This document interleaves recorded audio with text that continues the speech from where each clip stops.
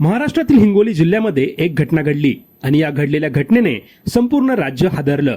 एका गरोदर महिलेला केवळ अँब्युलन्समध्ये डिझेल नाही या कारणामुळे वेळेत उपचार मिळाले नाहीत आणि परिणामी तिच्या पोटातील बाळाचा मृत्यू झाला। ही घटना जितकी धक्कादायक आहे तितकीच संतापजनक देखील आहे। ही घटना घडली आहे हिंगोली जिल्ह्यातील औंढा नागनाथ तालुक्यात। औंढा नागनाथ येथील जवळा बाजार येथील प्राथमिक आरोग्य केंद्रामध्ये एका गरोदर महिलेची प्रकृती अचानक गंभीर झाली। तिला तातडीने मोठ्या रुग्णालयामध्ये हलवण्याची गरज होती। महिलेच्या नातेवाईकांनी ताबडतोब रुग्णवाहिकेसाठी विनंती केली, पण त्यांना जे उत्तर मिळालं ते धक्कादायक होतं। रुग्णवाहिका चालक आणि प्रशासनाकडून सांगण्यात आलं की अँब्युलन्समध्ये डिझेल नाही।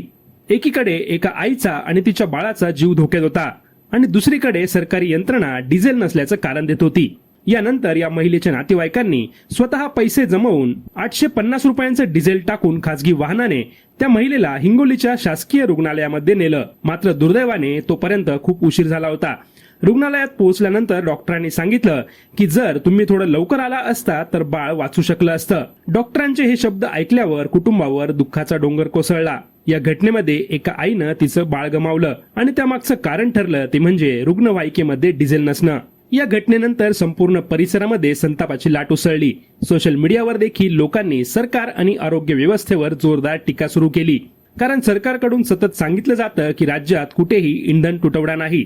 मग प्रश्न असा निर्माण होतो की जर इंधन तुटवडा नव्हता तर सरकारी रुग्णवाहिकेमध्ये डिझेल का नव्हतं? एखाद्या सामान्य नागरिकाला स्वतः पैसे टाकून रुग्णवाहिका चालवावी लागत असेल तर ही व्यवस्था नेमकी कोणासाठी आहे असा प्रश्न निर्माण होतो। दरम्यान या प्रकरणावर विरोधकांनी देखील सरकारवर जोरदार हल्लाबोल केला। ही केवळ दुर्घटना नाही तर एक प्रकारची हत्या आहे असा आरोप विरोधकांकडून करण्यात आला। या घटनेची सखोल चौकशी होऊन दोषींवर कठोर कारवाई झाली पाहिजे अशी मागणी सर्वसामान्य नागरिकांकडून होत आहे।